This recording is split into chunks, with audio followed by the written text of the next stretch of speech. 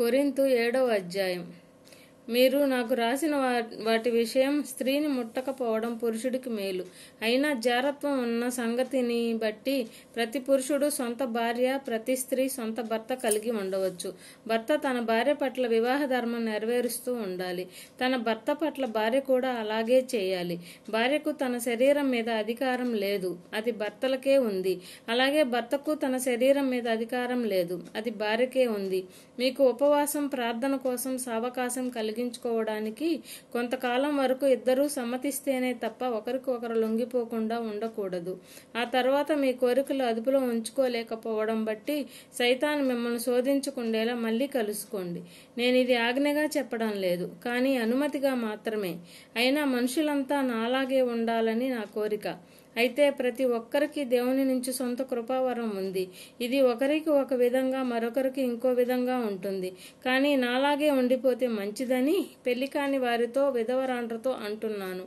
అయినా కోరికలు అదుపులో ఉంచుకోవడం వారి చేత కాకపోతే పెళ్లి చేసుకోవచ్చు. కామాగ్నితో మాడిపోతూ ఉండటం కంటే పెళ్లి చేసుకోవడం మంచిది. పెళ్ళైన వారికి నేనిచ్చే ఆదేశం ఇదే. అసలు ఇచ్చేది నేను కాదు, ప్రభువే. భార్య భర్తకు వేరైపోకూడదు. ఒకవేళ వేరైపోయినా మళ్ళీ పెళ్లి చేసుకోకుండా ఉండాలి, లేదా భర్తతో సమాధాన పడాలి. భర్త భార్యను విడిచిపెట్టకూడదు. తక్కిన వారితో ప్రభువు కాదు, నేనే ఇలా చెబుతున్నాను. ఒక సోదరునికి ప్రభువును నమ్మని భార్య ఉందనుకోండి. ఆమెకు అతనితో కాపురం చేయడం ఇష్టమైతే అతడు ఆమెను విడిచిపెట్టకూడదు. ఒక ఆమెకు ప్రభువును నమ్మని భర్త ఉన్నాడనుకోండి. అతనికి ఆమెతో కాపురం ఉండడం ఇష్టమైతే ఆమె అతన్ని విడిచిపెట్టకూడదు. ఎందుకంటే నమ్మని భర్త నమ్మిన భార్య కారణంగా దేవుని చేత ప్రత్యేకింపబడిన వాడు, నమ్మని భార్య నమ్మిన భర్త కారణంగా దేవుని చేత ప్రత్యేకింపబడినది. లేకపోతే మీ పిల్లలు అశుద్ధులుగా ఉండి ఉంటారు, కానీ ఇప్పుడు వారు పవిత్రంగా ఉన్నారు.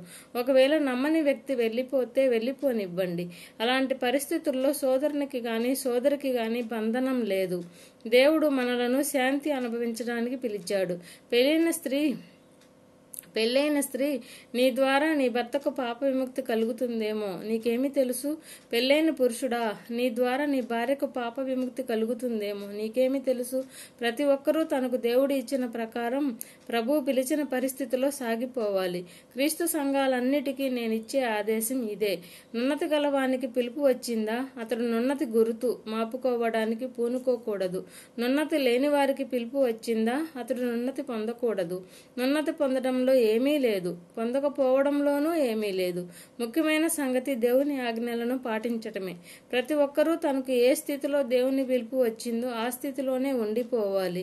బానిసగా ఉన్నప్పుడు మీకు పిలుపు వచ్చిందా, దాని గురించి బెంగ పెట్టుకోకండి.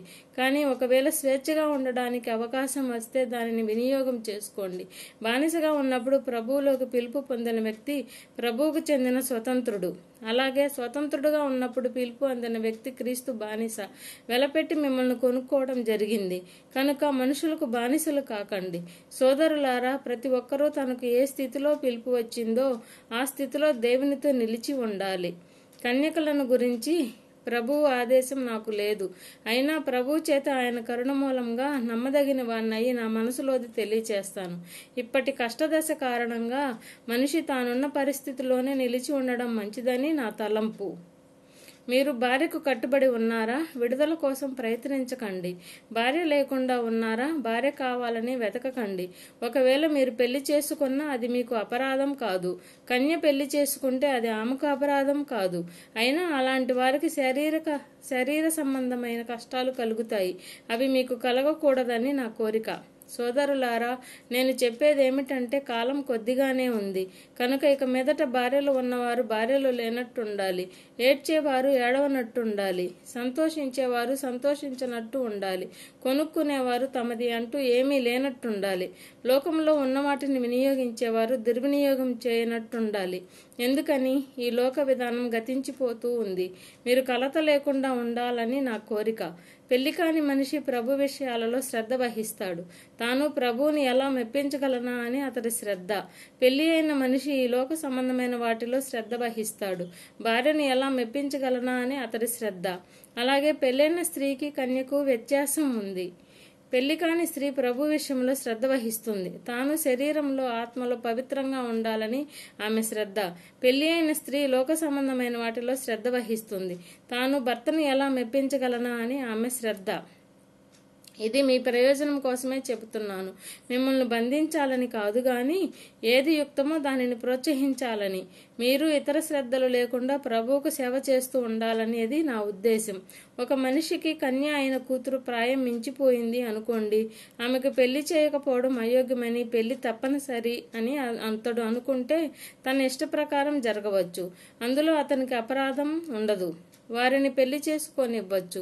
అయితే మనోబలంతో ఉండి బలవంతమేమీ లేకుండా తన ఇష్ట ప్రకారం చేయగలిగితే కన్య అయి ఉన్న తన కూతురును పెళ్లి లేకుండా ఉంచుతానని హృదయంలో నిశ్చయించుకుంటే అది మంచిది.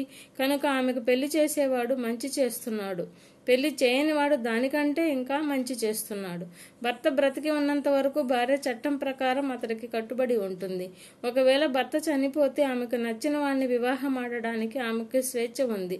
కానీ ప్రభువులో ఉన్నవాడిని మాత్రమే వివాహం ఆడాలి. అయినా ఆమె ఉన్న పరిస్థితిలోనే ఉండిపోతే ఎక్కువ సంతోషంగా ఉంటుందని నా అభిప్రాయం. ఇందులో దేవుని ఆత్మ నాతో ఉన్నాడని నా భావన.